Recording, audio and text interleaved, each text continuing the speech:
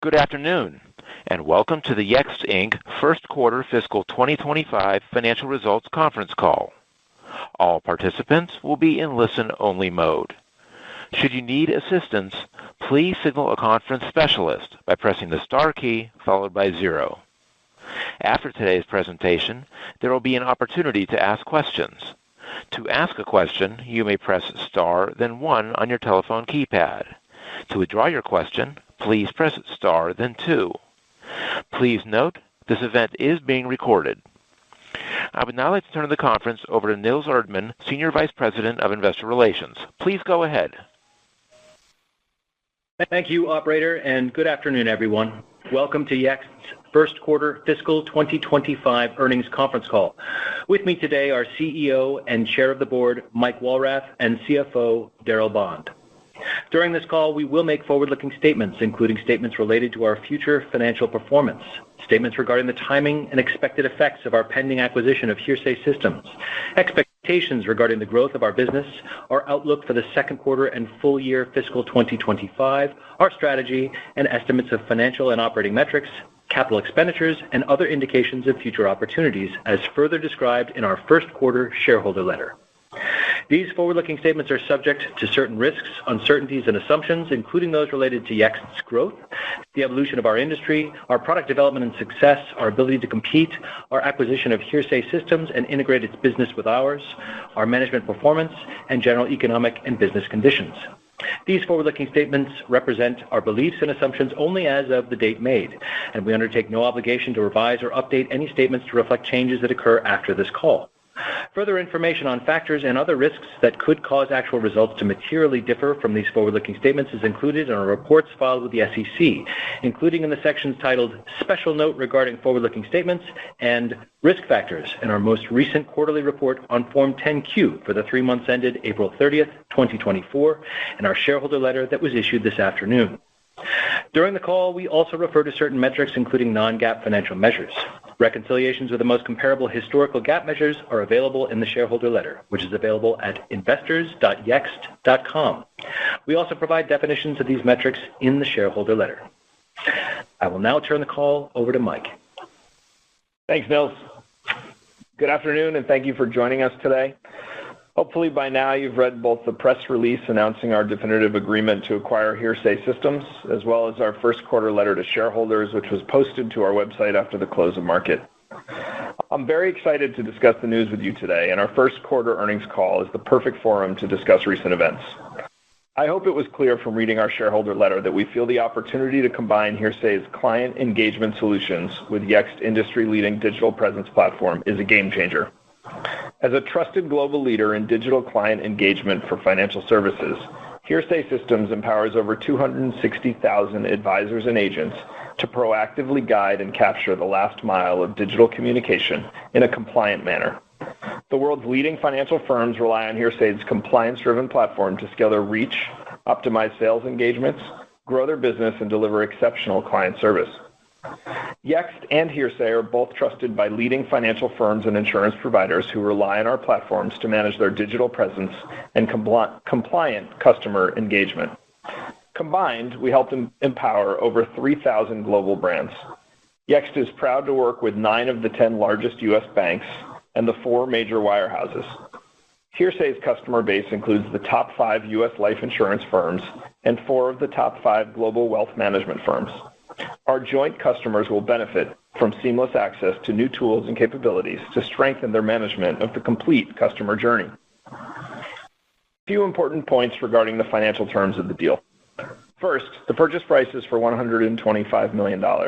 Subject to customary adjustments as set forth in the merger agreement, YEXT may be required to pay additional contingent consideration of up to $95 million in cash or YEXT common stock based on the achievement of certain milestones over a 2-year period.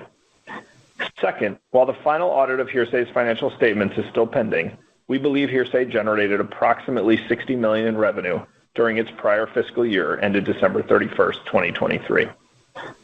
Third, we believe Hearsay's operations are highly compatible with YEXT, and though unaudited, they currently operate around free cash flow break-even. Fourth, and finally, we estimate Hearsay's business is growing on the basis of ARR. Hearsay has approximately 300 employees globally, and we will be working in the coming months to finalize the plan for the integration of the two companies. Execution of the integration plan will begin after the transaction closes.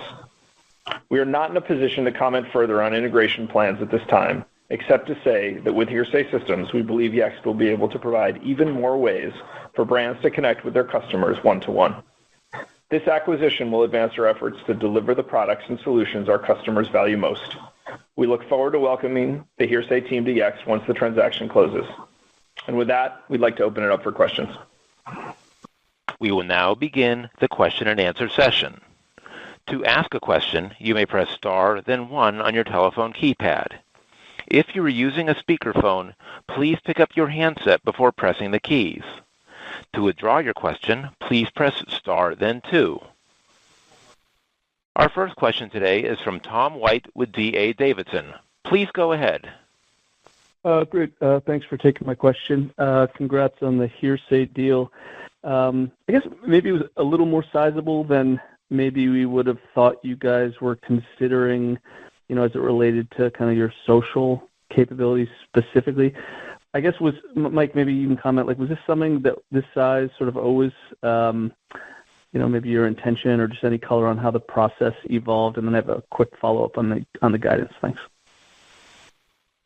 Yeah. So as far as, we think the size of the business is a great complement for our business. We as I've said many times over the last few quarters, we think that consolidation is going to be a key theme as we look forward. And we have looked at a number of things, obviously as opportunities, and we've been talking about this. What we're I think we're more focused on how complementary is the set of solutions. How important is it to our customers that we be bringing solutions together? I think that's a more important question for us than very specifically size.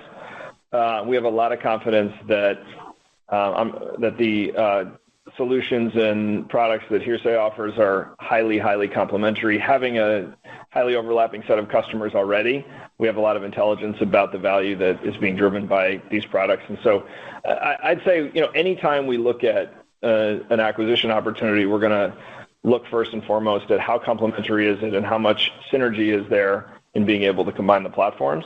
And we'll continue to look across the size spectrum and opportunities for consolidation.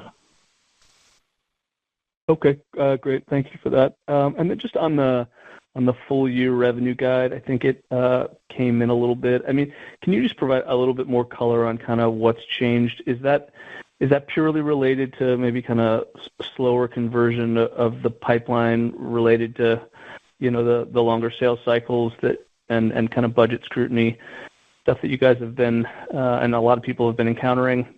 Or is there anything kind of else to maybe call out, just kind of in the existing book of business? Thanks.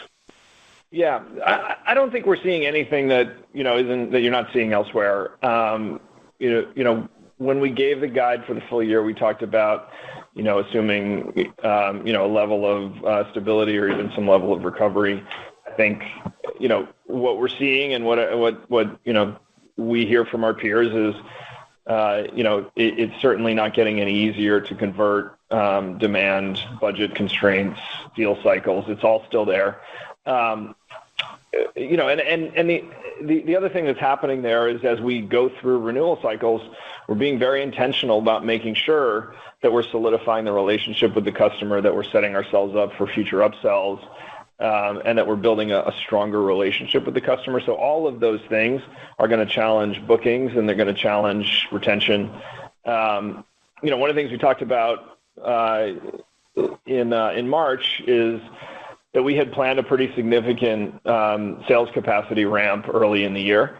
As we saw how the quarter was playing out and how sort of challenging some of these headwinds were, we did grow our sales capacity, but we certainly slowed down the pace of hiring a bit. And I think part of what's flowing through on the full year is just a different set of assumptions about how fast we build that sales capacity and how fast we can convert the demand. It's a big, I talk about this all the time, but you don't want to build the sales capacity ahead of the ability to convert the demand, because then you take a step backward on productivity. And we haven't taken a step backward on productivity. We're still seeing the productivity improvements. So that's good. It's just, I think it's really a question of how quickly do we hire that sales capacity and how quickly do we start to see the demand converting.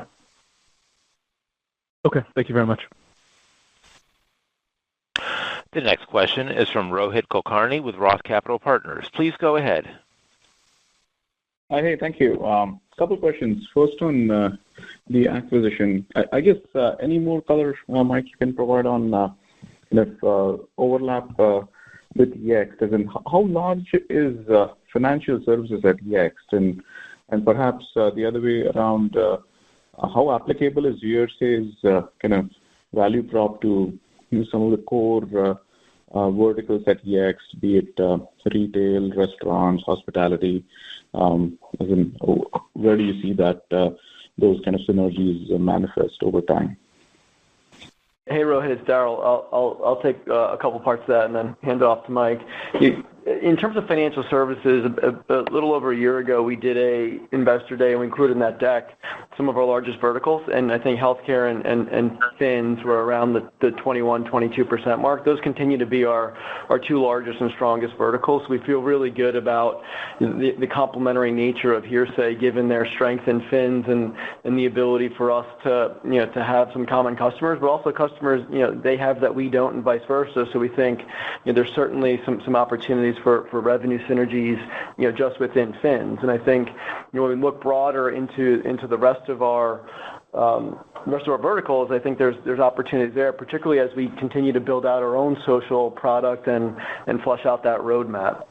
Yeah, I think it's important to think, to understand the overlap in clients. So, we in our financial services vertical, YEXT is very strong with wealth management verticals, within the financial service verticals, agent-based businesses, insurance. And part of the reason for that is that you have this complexity of kind of how do you market local agents or local wealth management? It's very similar to the way that you try to, that you want to market a local retail, local restaurant, local doctor's office, dentists. That problem is similar in financial services. You have a completely, you have a higher bar with the compliance and measurement elements.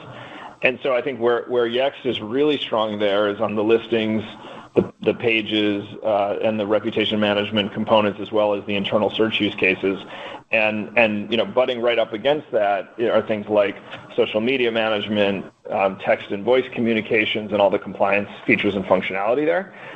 The opportunity is to bring those things together and bring together a single data layer, a single set of workflows and analytics that creates a flywheel around content generation, analytics, ROI for our customers. And this is not this is something we've been thinking about and working on for quite some time.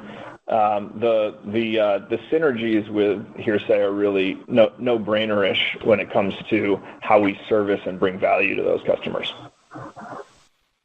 Okay, great. And sorry, it's a bit of a long answer, but I think the second part of your question was about the ability to take these solutions outside of financial service. Daryl touched on it. We have a roadmap for social, which was really very focused on non-financial services institutions. So this is a massive accelerator of our ability to be in the from a social media management standpoint in the financial services vertical.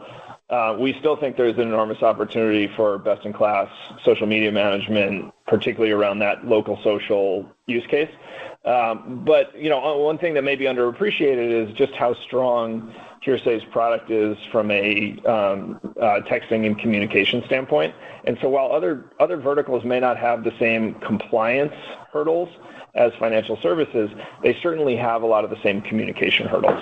And so the ability to one-to-one text customers, to engage, and ultimately to do that in brand compliant and more trackable ways for larger corporations, we feel is a underappreciated opportunity.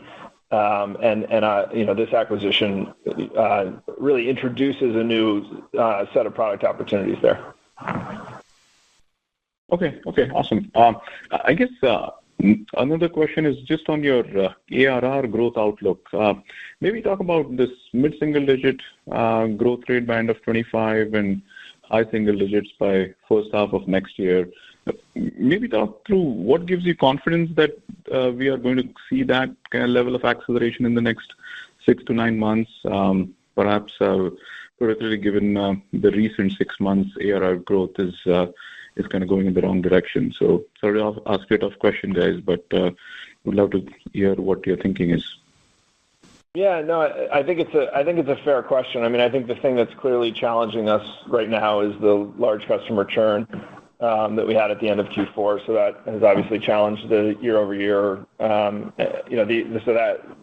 other thing that's challenging us more sequentially is what I talked about up front, which is we're proactively engaging with renewals to make sure that we're doing everything we can to solidify those partnerships. And I don't think this is unique to us. I think this is going on across the board. It creates either it can be license counts, it can be pricing, it can be various headwinds, it can be budgetary pressures inside our partners, and we try to take all those things in account as we restructure partnerships at the time of renewal.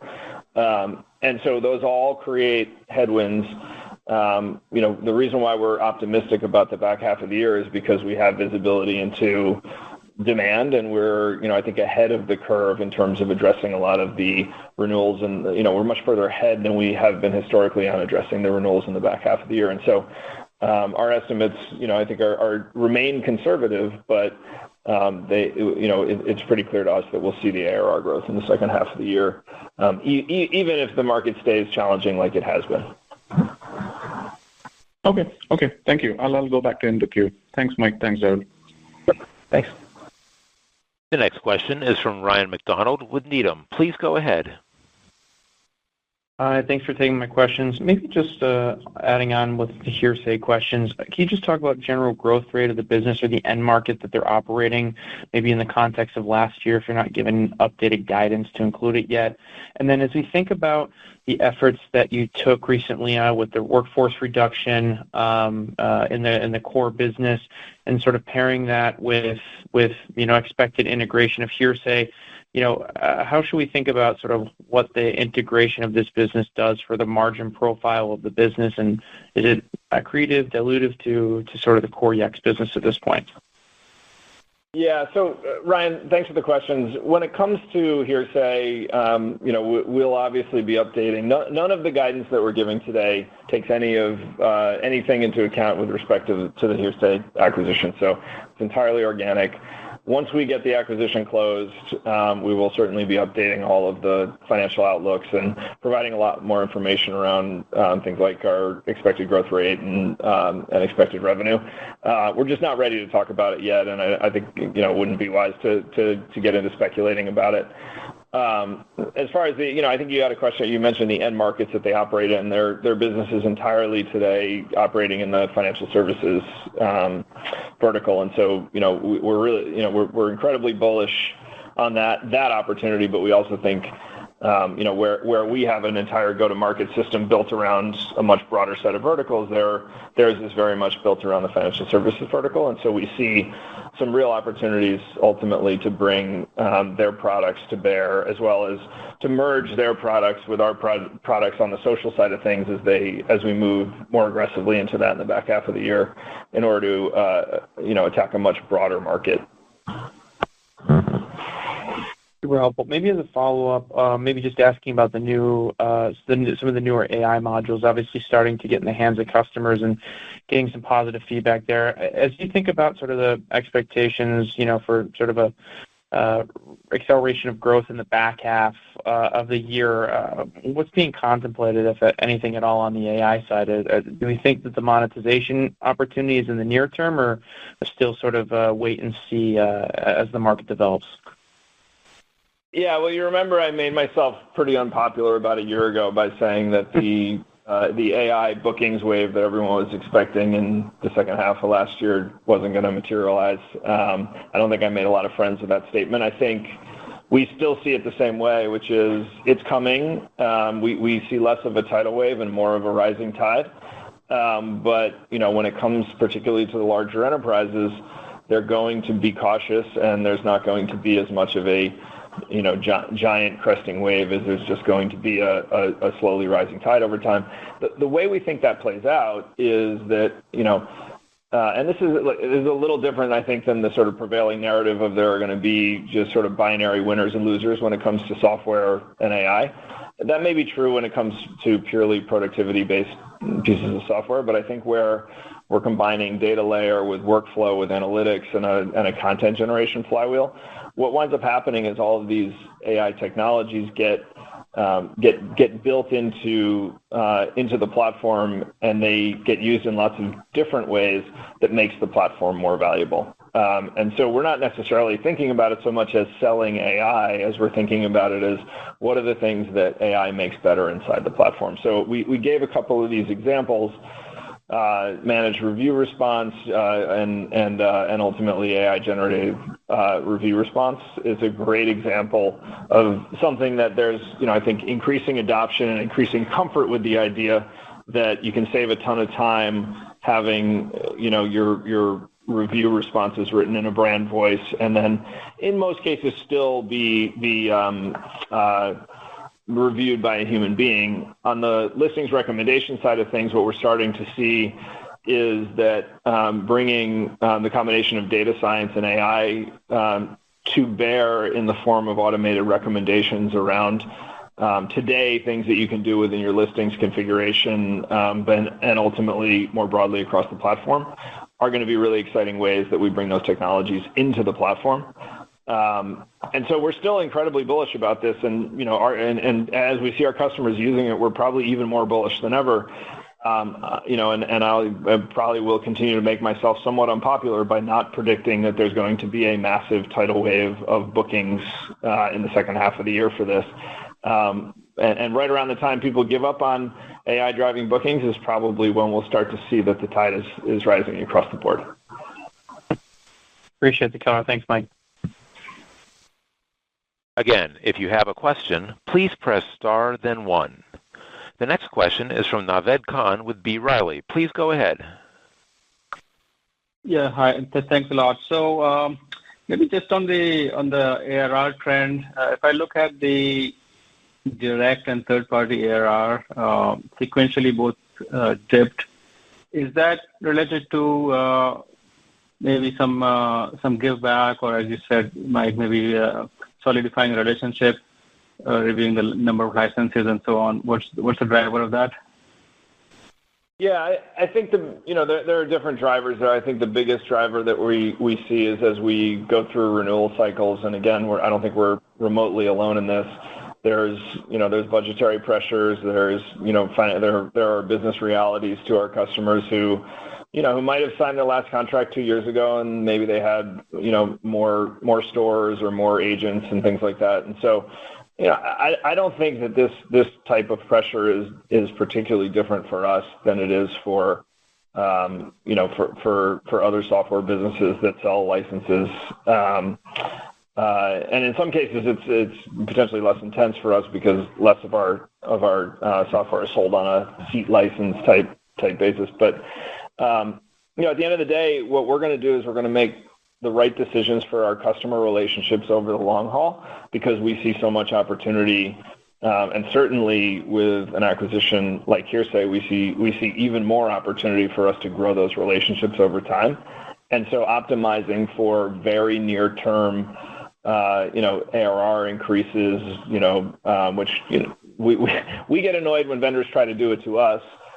We certainly try not to annoy customers too much as we go through this. And in a lot of cases, what that does is it increases the level of downgrade pressure.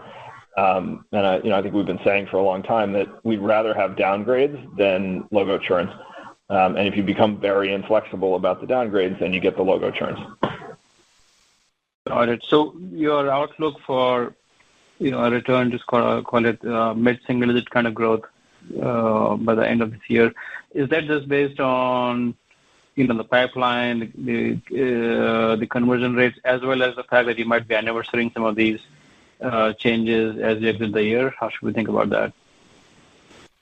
Yeah, I mean, we don't get into, obviously, we don't lap the big churn from last year until we get to the end of Q4. But yeah, I think what we're constantly doing is evaluating the pipeline, the amount of capacity we have to convert that pipeline, and then the renewals, for renewals a big part of it. And so when we look at that whole picture and we apply a pretty conservative lens to it, we still see growth in the back half of the year. And a return to a more permanent state of growth in the back half of the year.